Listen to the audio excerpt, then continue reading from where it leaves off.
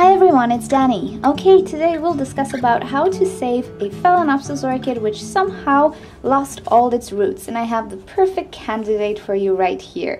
This is an orchid that I received from a neighbor to save, and as you can see, it's in pretty bad shape.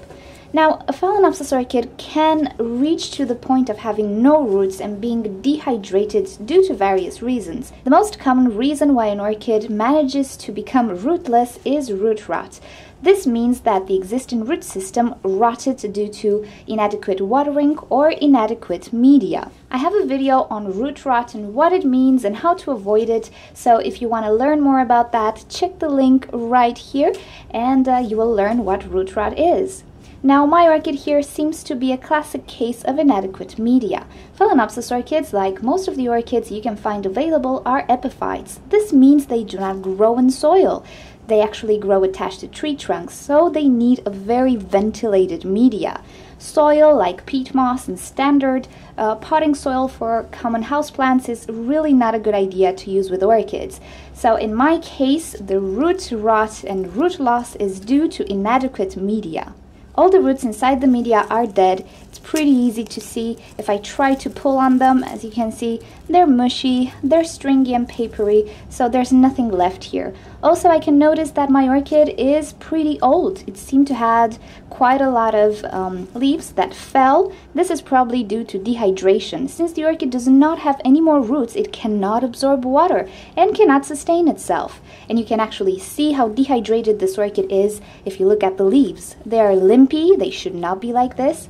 They are leathery, you can see the veins, they're not plump, very papery-like. So this is a clear sign of dehydration. So what we're gonna try to do here is to rehydrate the orchid, but in the smart way. Now, depending on the state of your orchid, you will have to either cut the stem like I have to do here, or leave the orchid as it is, but remove these dead roots. They will only decompose further and spoil your new media. Now, the way to do this is to pull the orchid out of its original media and start to cut away, using the scissors which is sterilized, cut away all the old roots, like this.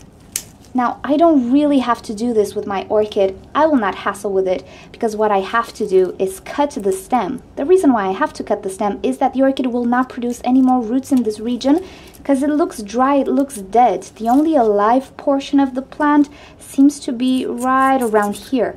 So I will actually try to cut my orchid stem right around here. But if you don't have this case, do not cut the stem in any way. Just remove all the mushy dead roots.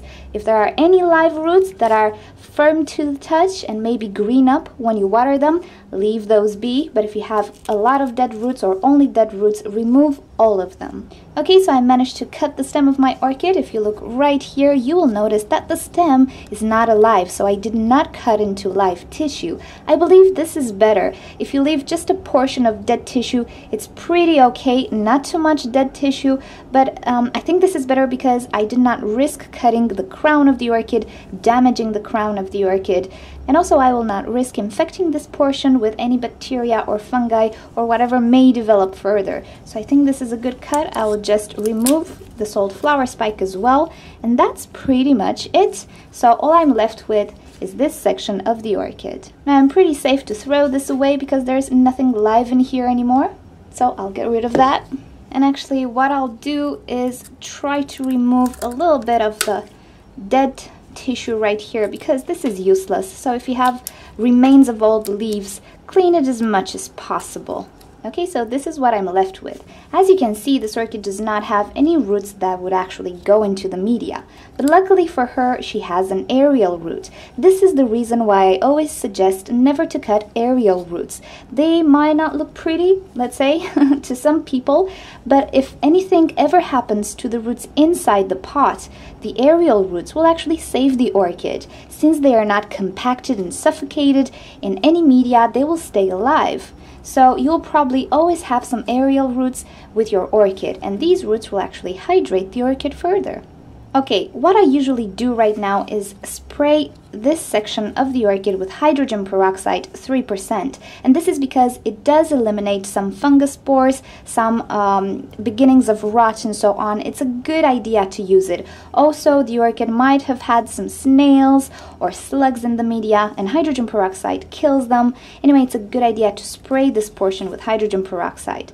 Now, since my orchid was actually up in the air with the stem, I'm pretty sure I don't have any snails here. Also, I don't see any rotting and so on, so there's really no reason for me to spray it. But in most cases, you will not have a long dead stemmed orchid like I have, so it's a good idea to spray this portion with hydrogen peroxide. Alrighty, so I am aware that there are various techniques to actually save an orchid like this. The first one is to plant it in hydrogen pellets, then it's the sphagnum bag method, and I personally like simple things and I'm pretty lazy and I don't do all of that. I don't do bags on top of orchids and so on.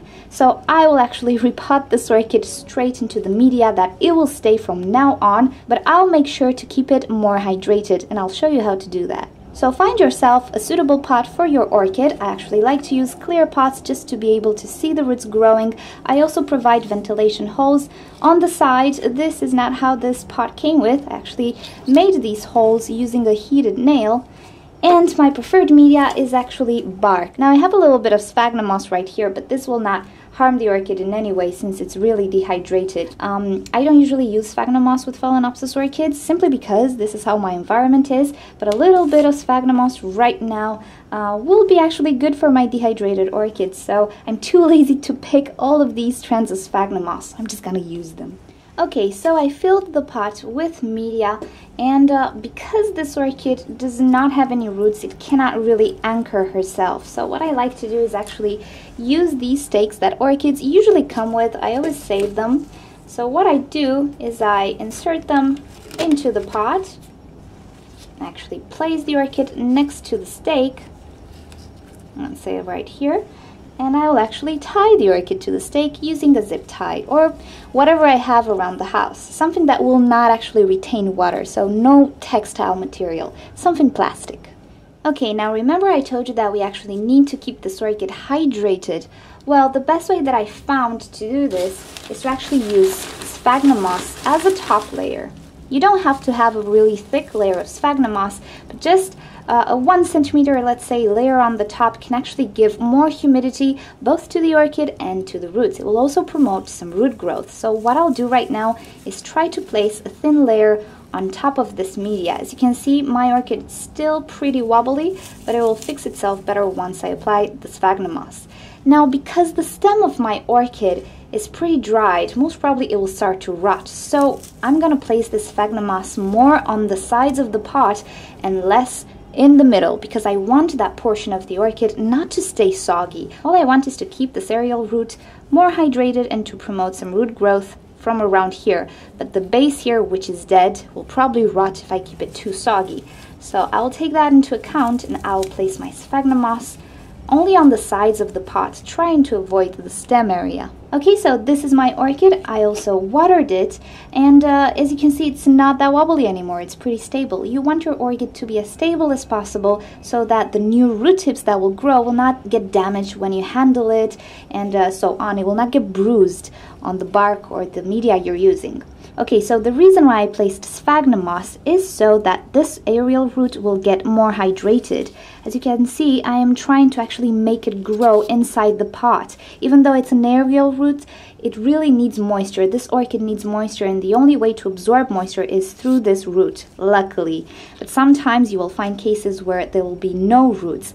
The procedure is the same. All you need to do is provide moisture around the orchid so that it can promote some new root growth. Alrighty, so further on, you should care for this orchid just like any other Phalaenopsis orchid, but do try to keep it a little bit more humid. So whenever you see the sphagnum moss is almost completely dry on the top, spray it with some water just to keep it moist at all times.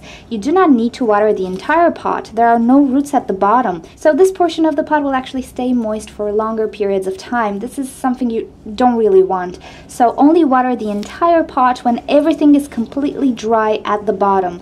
Other than that, just spray on the top, because your orchid only has one little root or no roots, and you actually want only the top to be moist. Now I have to warn you, you are in for some waiting, so you really need to be patient with this orchid. Just look at it, it's in such bad shape. Now with a bit of luck and hydration, these leaves can actually return to almost normal.